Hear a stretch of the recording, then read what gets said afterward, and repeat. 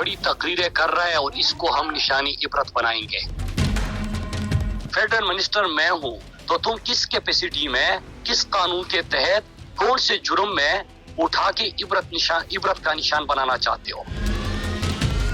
झंडा लहराया था अमन का, सियासत से बालातर होके बात की थी, तकसीम की बात नहीं की थी, पूरे मुल्क को मुत्तहिद करने की बात की थी।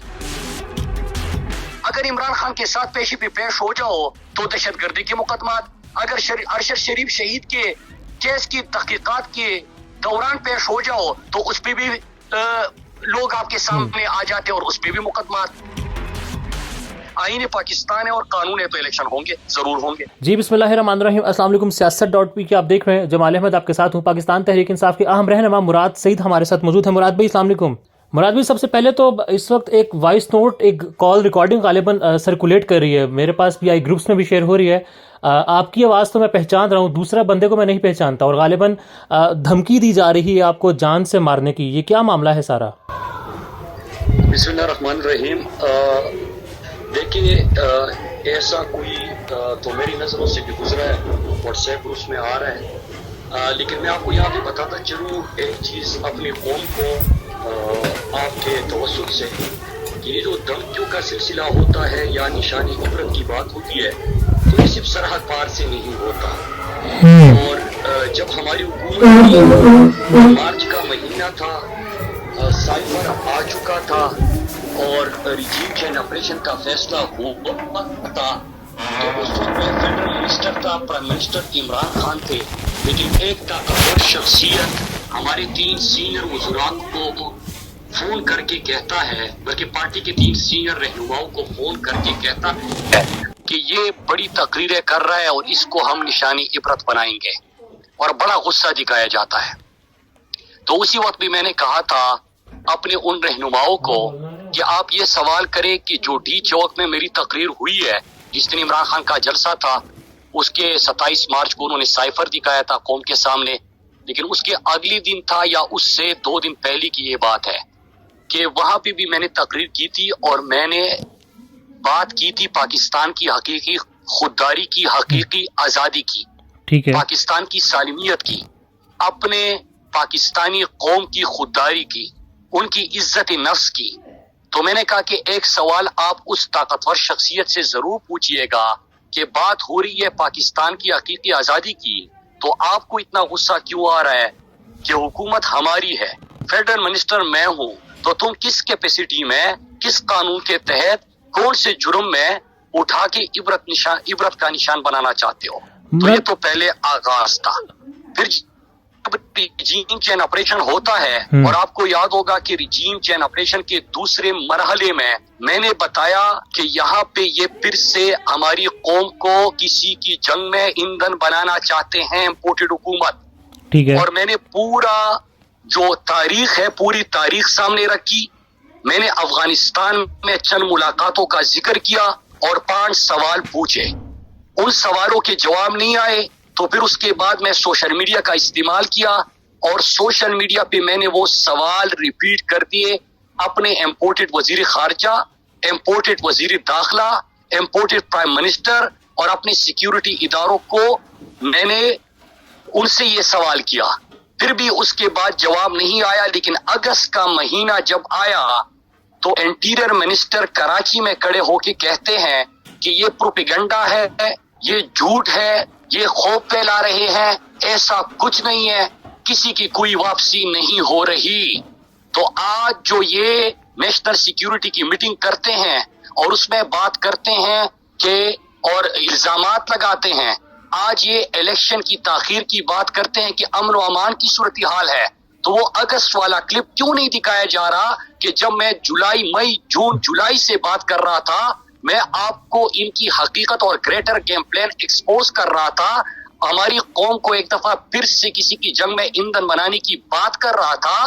तो नेशनल मीडिया पे हमारा तो बाइकाट था, लेकिन इंटीरियर मिनिस्टर का ये स्टेटमेंट दिखाया गया कि हम झूठ और प्रोपेगेंडा कर रहे हैं। फिर उसके बाद हालात खराब हुए अगस्त के महीने में, और ये लोग वहां पे स्वात और मलाकन डिवीजन आए। जब ये वहां पे पहुंचे तो वहां पे हमने लोगों को मोबिलाइज किया, क्योंकि हमारा इंटीरियर मिनिस्टर तो झूठ और प्रोपेगेंडा की बात कर रहा था। वजीर दिफा तो झुकते मार रहा था सोशल मीडिया पे बैठ के, इम्पोर्टेड वजीर खारजा मार्को पोलो बन के दुनिया के चक्कर लगा रहा था, और इम्पोर्टेड वजीर आजम भीख मांगने में मसरूफ था। सिक्योरिटी के इदारे अगस्त के महीने में एक प्रेस रिलीज ISPR जारी करती है कि जो बात की जा रही है सोशल मीडिया पे, जो कहा जा रहा है, ये मतलब बहुत ज्यादा कहा जा रहा है, ऐसी कोई सूरत हाल नहीं है। ये ISPR की तरफ से भी कहा गया। तो हमारे पास रास्ता क्या था? हम तो अमन चाहते थे, हम तो मजीद 80,000 जानों के बाद नहीं, अपने लोगों के जनाजे मजीद उठाना चाहते, क्योंकि ये मलाकन डिवीजन स्वात खैबर पख्तूनख्वा 2013 से पहले वाला नहीं है। यहाँ पे खुशहाली है, तरक्की है, लोगों के चेहरों पे मुस्कान है, मोटरवेज बन चुके हैं, सड़कें बन चुकी है, अस्पताल बन चुके हैं, यूनिवर्सिटियां बन चुकी है, मुफ्त इलाज किया जा रहा है। ऐसे स्वात को और ऐसे मलाकन और खैबर पख्तूनख्वा या पाकिस्तान को मैं कैसे अपनी नजरों के सामने तबाह होता हुआ देख सकता हूँ? तो लिहाजा हमने लोगों से अपील की, लोगों ने हमारे कॉल पे रिस्पॉन्ड किया। हर तहसील में स्वात के लोग हजारों की तादाद में निकले, दिरलोर में निकले, बुनेर में निकले, बाटोड़ में निकले, और जब लोग निकले तो उसके बाद सोशल मीडिया पे वो वीडियोस आई, पूरी कौम को याद आया कि नेशनल मीडिया तो इग्नोर कर रहा है, लेकिन कुछ ना कुछ वहां पे हो रहा है। यहाँ पे मैं बताता चलूं कि 48 घंटे का फिर मुझे टाइम दिया गया था कि 48 घंटे में ये इलाका क्लियर हो जाएगा। जब ये मीडिया पे कह रहे हैं कि कुछ नहीं है, तो मुझे कैसे कह रहे हैं कि 48 घंटे में हम किसकी तरफ से टाइम दिया गया था 48 घंटों का मुराद भाई? जिनका काम है 48 घंटे का टाइम दिया गया, और उसके बाद 48 घंटे का हमने वेट नहीं किया। मैं स्वात गया, मैं स्वात के ग्राउंडों में, मैं स्वात की यूनिवर्सिटीज में, अस्पतालों में खड़ा हुआ, और मैंने कहा कि 24 घंटे गुजर गए हैं और जो स्टॉप वॉच हम लगा चुके हैं, मेरी वीडियोस आप निकाले, और इंशाल्लाह हम फिर स्वात चतरा से शुरू करके टांग तक जाएंगे, लाहौर वालों के पास जाएंगे, इस्लामाबाद वालों के पास जाएंगे, कराची वालों के पास जाएंगे, क्योंकि लगी की आग स्वात में, इसकी तपिश लाहौर भी महसूस करेगा। जब वजीरिस्तान में ऑपरेशन हुआ था तो वजीरिस्तान में बात नहीं रुकी थी, ये पूरे खैबर पख्तूनख्वा तक बात फैली, इस्लामाबाद मेरठ के सामने धमाका हुआ, लाहौर वाका बॉर्डर में धमाका हुआ, कराची में धमाके हुए, क्वेटा में धमाके हुए, पूरा पाकिस्तान इसकी तो तपिश महसूस कर रहा था। 80,000 जो जानों की कुर्बानी हमने दी है, ये सिर्फ खैबर पख्तूनख्वा के लोग नहीं है। 7,000 सिक्योरिटी फोर्सेस के जवान जो हमारे शहीद हुए, ये खैबर पख्तूनख्वा के नहीं है। हम क्यों किसी को, अपने लोगों को किसी की जंग में धकेले? लिहाजा जब लोग तिर निकले, उसके बाद इलाका क्लियर हो गया। ये दुनिया की तारीख में पहली दफा है कि जो बदअमनी होने जा रही थी, जो यहाँ पे दहशतगर्दी के खतरात थे, यहाँ पे लोग आ चुके थे। पहली दफा पाकिस्तान और दुनिया की दहशतगर्दी की तारीख में कौम ने निकल के इन लोगों को अपने इलाकों से क्लियर किया। मैंने उस वक्त जब हमारा इलाका क्लियर हुआ तो उसके बाद फिर कौम को बताया कि अपनी आंख और कान खुले रखो। इसलिए रखो क्योंकि ये फैसला हो चुका है। एक दफा फिर किसी की लड़ाई में जाने का फैसला हो चुका है।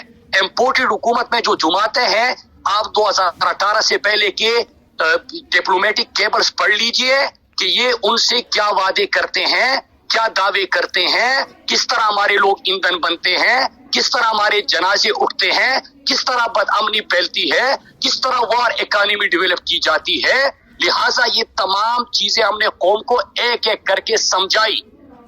लेकिन इस दौरान मैं दूसरा फेज जो अभी आया है, इस पे बात करने से पहले जमाल, अगर आप इजाजत दें, तो जो थ्रेट्स की बात थी, वहां से थ्रेट्स का आगाज हुआ था। तो फिर होता क्या है कि ये तहरीक जब मैं चला रहा था, गलती क्या कर बैठा, पाकिस्तान की अमन की बात कर रहा था। ला इलाहा इल्लल्लाह के नाम पे बने मुमलिकत खुदादार पाकिस्तान में अपने लोगों को मजीद किसी की जंग में ईंधन बनने से इनकार कर रहा था। झंडा लहराया था अमन का, सियासत से बालातर होके बात की थी, तकसीम की बात नहीं की थी, पूरे मुल्क को मुत्तहिद करने की बात की थी, अपने पाकिस्तानियों को बचाने की बात की थी, अपने सिक्योरिटी फोर्सेस के जवानों को किसी की जंग में जाने से रोकने की बात की थी। तो होता क्या है कि सरहद पार से जो मुझे कहा जाता है कि वो नाराज है, तो यहाँ पे भी लोग नाराज हो जाते हैं। अगर कोई मारने की धमकी देता है तो यहाँ पे भी चेहरे सामने आते हैं। मैं सवाल अगर सरहद पार से पूछ रहा हूँ तो मुल्क के अंदर से लोग मेरे सामने आ जाते हैं। मैं अगर मुल्क के अंदर सवाल कर रहा हूँ तो सरहद पार से लोग मेरे सामने आ जाते हैं। اسی دوران اسلحہ بردار موٹر سائیکل سواروں کو میرے گھر اسلام آباد بھیج دیا جاتا ہے. وہاں پہ میرے لوگ آتے ہیں تو ان کو ریڈ زون کے راستے فرار کیا جاتا ہے. ڈپلومیٹک انکلیو اور پرائم منسٹر آفس کے اوقف سے یہ نکل جاتے ہیں. یہ کہاں پہ جاتے ہیں؟ پھر ایف آئی آر کیوں درج نہیں ہوتی؟ پھر جب میں سیشن کورٹ جاتا ہوں جج صاحب کا فیصلہ آتا ہے کہ سی سی ٹی وی فوٹیج بھی منگوا لے اور اس کے ساتھ ساتھ یہ مقدمہ بھی درج کر لے, تو پھر اس کے باوجود عدالتی حکم کے باوجود ایف آئی آر کیوں درج نہیں ہوتا؟ یہ ڈپلومیٹک انکلیو اور پی ایم آفس کے حکم میں کون سے دفاتر ہے؟ ان کے لیے چوکیاں, پولیس چوکیاں کیسی کھولی جاتی ہے؟ ان کے لیے ناکے کیوں کھولی جاتے ہیں؟ اور میں نے ویڈیو بھی پوسٹ کی جب وہ بھاگ رہے ہیں, جس راستے بھاگ رہے ہیں, لیکن اس کے باوجود ایف آئی آر درج نہیں ہوتا. پھر اس کے بعد ایک اور فیز آتا ہے. فیز یہ آتا ہے کہ جب اسی دوران ارشد شریف کی شہادت کے کیس کو میں سپریم کورٹ میں جب پیش ہوتا ہوں, میں جب میں پیش ہوتا ہوں تو اسی دن بھی سرحد پار والے سامنے آتے ہیں یا ملک کے اندر سے لوگ سامنے آتے ہیں. تو ارشد شریف کی شہادت کے کیس میں پیش ہونے کے بعد یہ چہرے کیوں سامنے آتے ہیں؟ اس میں کیوں مارنے کی بات ہوتی ہے؟ اس میں کون سا جرم کیا ہے, کیا قصور کیا ہے؟ ایک صحافی تھا, ملک کے لیے کام کرتا تھا, نیشنل نیریٹو کو آگے لے کے جاتا تھا, پاکستانی قوم کی آواز تھا, پاکستانی قوم کو متحد کرنے کی پہچان تھا, ایمان مضبوط تھا, بک نہیں سکتا تھا, کڑا ہوتا تھا, لڑتا تھا اپنے ملک کے لیے, اپنے لوگوں کے لیے. تو جب وہ شہید ہوا تو اس کے دوران صرف یہ چیز نہیں ہوتی کہ دم کیا, اس میں ایک اور کام کیا جاتا ہے کہ ٹی وی پہ بریکنگ نیوز چلائی جاتی ہے اور کچھ مخصوص صحافی کہتے ہیں کہ مراد تو جے ٹی میں پیش نہیں ہوا. بھائی میں نے 10-11 صفحات کا اپنا سٹیٹمنٹ دیا اور اس میں 200 صفحات کے قریب میں نے اینیکسچر جمع کیے ہیں. میں ایک دفعہ نہیں 2 دفعہ جے ٹی میں پیش ہوا, میں ایک دفعہ نہیں ہر پیشی پہ ارشد شریف کے گیا. تو پھر یہ پروپیگنڈا کیوں جاتا ہے؟ اسی دن پھر میرے سامنے لوگ کیوں آ جاتے ہیں؟ ادھر فیلڈنگ کیوں سٹ کی ہوتی ہے؟ تو یہ بھی سوال ہے. تو مسئلہ جو آپ نے تھریٹس کا پوچھا تھا کسی کال کا, صرف یہاں تک بات محدود نہیں ہے. ان سے سوال کرتا ہوں تو وہ سامنے آتے ہیں, ان سے سوال کرتا ہوں تو یہ سامنے آتے ہیں. لیکن زندگی اور موت اللہ کے ہاتھ میں ہے. جب تک اللہ نے لکھا ہوا ہے کسی کا باپ بھی کچھ بال بھی بیکا نہیں کر سکا. مراد بھائی آج یہاں وہ تھریٹس کی ہم نے بات کی, آپ پر مقدمات بھی بہت سارے قائم ہیں, دہشت گردی کے ہیں, بغاوت کے ہیں. صرف اسلام آباد کی حدود تک آپ کے اوپر غالباً 8 مقدمات ہیں. تو یہ مقدمات بھی قائم ہو رہے ہیں جو آپ 8 مقدمات جو آج اسلام آباد ہائی کورٹ میں جمع کیا ہے, صرف 8 مقدمات, اور اس میں دفعات آپ دیکھیں کہ کتنے دفعات ایک ایف آئی آر کے اندر ہے. یہ صرف اسلام آباد کی آپ بات کر رہے ہیں, پنجاب اور باقی حصوں میں ابھی ہمیں ملے گی کہ کتنی دفعات ہے. اچھا یہ دفعات کیوں قائم ہوتے, کیسے ہوئے؟ جب میں نے سوات میں امن کی بات کی تو دہشت گردی کے مقدمات بھی ہو گئے. جب میں نے پاکستان کی حقیقی آزادی کی بات کی تو بغاوت کے مقدمے درج ہوئے. میں عمران خان کے ساتھ جب پیشی پہ جاتا ہوں تو دہشت گردی کا 788 کا ایک نیا مقدمہ بن جاتا ہے. سامنے لوگ دیکھ رہے ہیں, آپ کا سوشل میڈیا دیکھتا ہے کہ میں گاڑی پہ کھڑا ہوں, پتھر بھی ہمیں لگ رہے ہیں, ڈنڈے بھی ہمیں لگ رہے ہیں, ہاتھ میں ہمارے کچھ نہیں ہے. ایف آئی آر میں لکھا ہوا ہے کہ آتشی اسلحہ سمیت یہ گھس آئے اور توڑ پھوڑ کی. تو اب اس جھوٹ کا آپ کیا کریں گے؟ یہ ملک کے ساتھ کیا کرنا چاہتے ہیں؟ اگر ان کا یہ خیال ہے کہ میں ارشد شریف شہید کی کیس کی تحقیقات سے پیچھے ہٹ جاؤں گا, میں نہیں ہٹوں گا. اگر ان کا خیال ہے کہ میں پاکستان کی امن کی بات چھوڑ دوں گا, میں نہیں چھوڑوں گا. میں پہلے بھی بتا چکا ہوں کہ میرے گھر پہ بھی شیلنگ ہوئی, میری والدہ کو گولی لگی, میرے بھائی کو گولی لگی. ہمارا تو جو ہونا تھا وہ ہو گیا, لیکن کسی اور کے گھر سے جنازہ کیوں اٹھی, کسی اور کی والدہ کیوں بستر پہ ہو, کسی اور کے بچے کیوں یتیم ہو, کوئی اور پھر کیمپوں میں زندگی کیوں گزارے؟ یہ میرا ایمان ہے, اس کے لیے میں کھڑا ہوں. مجھے اپنے ملک سے محبت ہے, مجھے اپنے لوگوں سے محبت ہے. مراد بھائی اگر میں غلط ہوں تو مجھے کوئی بتا دے, سمجھا دے. لیکن بات یہ ہے کہ اگر امن کی بات کرو تو دہشت گردی کے مقدمات, اگر عمران خان کے ساتھ پیشی پہ پیش ہو جاؤ تو دہشت گردی کے مقدمات, اگر ارشد شریف شہید کے کیس کی تحقیقات کے دوران پیش ہو جاؤ تو اس پہ بھی لوگ آپ کے سامنے آ جاتے اور اس پہ بھی مقدمات. تو مطلب یہ تو مذاق ہے نا. مراد بھائی کوئی پیغام تو پہنچایا ہوگا, کسی نہ کسی ذریعے آپ تک پہنچا ہوگا. چاہتے کیا ہیں وہ لوگ آپ سے جو مقدمات بنوا رہے ہیں؟ ظاہر ہے مقدمات تو حکومت یہاں پر بنوا رہی ہے, اور جو پھر دھمکیاں آپ کو دے رہے ہیں انہوں نے کچھ کہا تو آپ کو ہوگا کہ دیکھیں دھمکیاں تو کچھ آپ کے سامنے مطلب چیز آ جاتی ہے, لیکن یہاں تک محدود نہیں ہے. میں نے آپ کو پوری ایک ہسٹری بتائی. آپ کو یاد ہوگا کہ میں نے پریزیڈنٹ کو خط بھی لکھا تھا, اس میں بھی بہت ساری چیزوں کا میں نے بتا دیا تھا. یہ نہیں ہے کہ کچھ تو دھمکی دیتے ہیں، کچھ دھمکی نہیں دیتے، فیلڈنگ سیٹ کرتے ہیں، کچھ گھر پہ بھی لوگ بیچ دیتے ہیں، کچھ آپ کے جلسے سے پہلے آپ کو اطلاع مل جاتی ہے. جب خیبر پختونخوا میں ہماری حکومت تھی اور میں دیر ملاکڑ میں جب جلسے کے لیے جا رہا تھا تو اس وقت کون سی فیلڈنگ سیٹ ہوئی تھی وہ بھی پتا ہے. تو مطلب یہ آپ کو انفارمیشن بھی مل جاتی ہے، چیزیں بھی مل جاتی ہے. لیکن تھریٹس کا میں نے ذکر اس لیے کیا آپ کے سوال کے اوپر کہ صرف سرحد پار نہیں ہے، لہٰذا میرے پاکستانیوں اور جمال آپ باقی سمجھدار ہیں. آپ بہت کلوزلی فالو کر رہے ہیں ارشد بھائی کے کیس کو. ارشد شریف شہید جو ہیں ہمارے پاکستان کے شہید ہیں.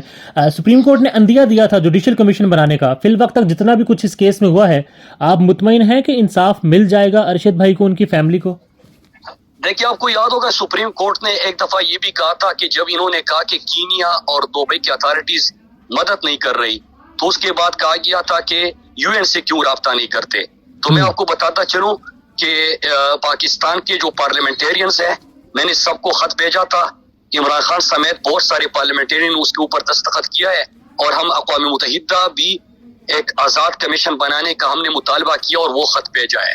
اس کے ساتھ ساتھ اوورسیز پاکستانی جو ہے انہوں نے بھی اقوام متحدہ کو خطوط بھیجے ہیں. اس کے ساتھ ساتھ میں صرف اتنا کہوں کہ ارشد شریف کا جس نے خون ناحق کیا ہے اس کو روئے زمین پر جگہ میسر نہیں آئے گی. میں آپ کو یہ بھی بتاتا چلوں کہ یہ میرا ایمان ہے کہ جس نے ارشد کے اوپر زمین تنگ کر دی تھی وہ یہاں پہ مارا پھرتا رہے گا. اللہ انشاءاللہ انصاف کرنے والا ہے اور اللہ ہی انصاف کرے گا. اور ارشد پاکستان کا اثاثہ تھا، اثاثہ آج بھی ہے، ارشد زندہ رہے گا. بالکل ارشد بھائی ہم سب میں زندہ رہیں گے. مراد بھی آخری سوال میرا بس، پاکستان تحریک انصاف کے صدر عمران خان کی جان کو بھی خطرہ ہے، آپ سی سی کے رکن بھی ہیں پی ٹی آئی کے، تو رانا ثناء اللہ صاحب ہوں، خواجہ آصف صاحب ہوں، وہ یہ کہتے ہیں کہ مذاکرات تو ہو سکتے ہیں مگر شرطیہ طور پر نہیں ہوں گے. Imran Khan F I R ہٹانے سے پیچھے ہٹ جائے. آج خواجہ آصف نے کہا ہے کہ اگر عمران خان کو خطرہ ہے تو وہ نہ اتنے پنگے لے. کوئی مطالبات اسٹیبلشمنٹ سے رابطے کوئی چیز ہوئی ہے آپ کی جماعت کے ساتھ؟ دیکھیے یہ بیان دیتے ہوئے ان کو شرم نہیں آتی کہ ایک انٹیریئر منسٹر جو خود کو کہتا ہے امپورٹڈ حکومت میں آ گیا، انٹیریئر منسٹر بن گیا، کرمنل ہے. عابد شیر علی کے والد کہتے ہیں کہ 22 افراد کے قتل میں یہ ملوث ہے. ریاست کا کام ہے تحفظ دینا یا ریاست کا کام ہے دھمکیاں دینا اور حملے کرنا؟ ان سے سوال پوچھنا چاہیے. ان کے رہنماؤں کے بیانات چلائے، رانا ثناء اللہ کا اور باقی جو ان کے بیانات ہیں وہ کیا کہتے ہیں؟ وہ تو کلم کلا کہہ رہے کہ ماننا چاہتے ہیں. تو جب ریاست ہی جس کا کام ہے تحفظ دینا، جس کا کام ہے سیکیورٹی دینا، جب وہ مارنے پہ آئے تو تحریک انصاف کے کارکن کیا شیلڈ نہیں بنیں گے؟ کیا اپنی لیڈر کا اور عالم اسلام کے سب سے بڑے لیڈر کا وہ تحفظ یقینی نہیں بنائیں گے؟ کیا وہ اپنے لیڈر کے لیے کھڑے نہیں ہوں گے؟ تو سوال تو یہ تو بے شرمی والا بیان ہے نا. اور دوسری بات یہ کہ جعلی طریقے سے آئے، ایک سازش کے تحت آئے، اب جوڈیشری پہ حملہ اور ہے. پاکستان میں ہیومن رائٹس کی جو وائلیشن کی، صحافیوں کے اوپر جو تشدد کیا گیا، ہمارے سوشل میڈیا کے کارکنان کے اوپر جو تشدد کیا گیا، یہ کہیں پاکستان کی تاریخ میں آپ نے دیکھا ہے؟ ایسا تو مارشل لا میں بھی نہیں ہوتا. سپریم کورٹ میں مطلب یہ سپریم کورٹ پہ حملہ اور ہوئے، غلط طریقے سے آئے، تو ابھی 90 دن کے اندر الیکشن کروانے ہیں تو فیصلہ کون کرے گا؟ آئین پاکستان ہے نا. تو آئین پاکستان کے اوپر آپ 90 دن میں الیکشن کروائے، قوم سے پوچھے کہ قوم کیا چاہتی ہے اور اسی طرح آگے بڑھے. ملک کو آگے لے کے جانا ہے نا. یا اسی طرح جو نفرتیں پیدا کر رہے ہیں، کلعدم تنظیموں کو سامنے لے کے آ رہے ہیں، ملک میں کسی اور کی جنگ پھر سے لے کے آ رہے ہیں، قوم کو ایک دفعہ پھر ایندھن بنا رہے ہیں، الیکشن سے بھاگنے کے لیے ہر حربہ استعمال کر رہے ہیں، تو یہ کب تک ہوگا؟ اس طرح تو ملک کا بیڑا غرق ہو جائے گا. 20 سال ہم دہشت گردی کی جنگ میں تھے، کیا پھر سے 20 سال جو ہے وہ ہمارے ہاتھ دھماکے ہوں گے؟ یہاں پہ پھر کھیل کے میدان جو ہے وہ ویران ہو جائیں گے، یہاں پہ پھر یونیورسٹیاں بند ہو جائے گی، پھر سے ایک اے پی سی ہوگا اور ہمارے 100 سے زیادہ بچے جو ہیں وہ شہید ہوں گے. اسی طرف لے کے جانا ہے؟ نہیں لے کے جانا نا. کون چاہے گا؟ یہ صرف کرمنلز چاہیں گے جو کہ ایک مافیا بیٹھا ہوا ہے. تو وہ تو فیصلے نہیں کریں گے نا کہ کبھی آئین معطل کر دیا، کبھی قانون معطل کر دیا، کسی کو اٹھاؤ یہاں سے اٹھا کے ادھر لے جاؤ، کسی کو ننگا کر دو، کسی کو اوپر تشدد کر دو، کسی کو مار دو، اس کو جلا دو. اس طرح تو ملک نہیں چلتا نا. تو فیصلہ یہ کرے ہم کیا چاہتے ہیں. ہمیں اپنے ملک سے محبت ہے یار، عشق ہے اپنے ملک سے، اپنے لوگوں سے محبت ہے. ٹھیک ہے مراد بھائی، ہاں نا میں جواب دیتا ہوں. لاسٹ سوال ہے میرا آپ سے، بس بہت ٹائم میں نے آپ کا لے لیا. آپ کو لگتا ہے کہ الیکشنز ہو جائیں گے؟ الیکشن کیوں نہیں ہوں گے، میرا یہ سوال ہے. آئین پاکستان ہے، یا تو آئین پاکستان اگر معطل ہو چکا ہے تو نہیں ہوں گے، آئین پاکستان ہے اور قانون ہے تو الیکشن ہوں گے، ضرور ہوں گے. مراد بھائی thank you so much for time. Murad بھائی تھینک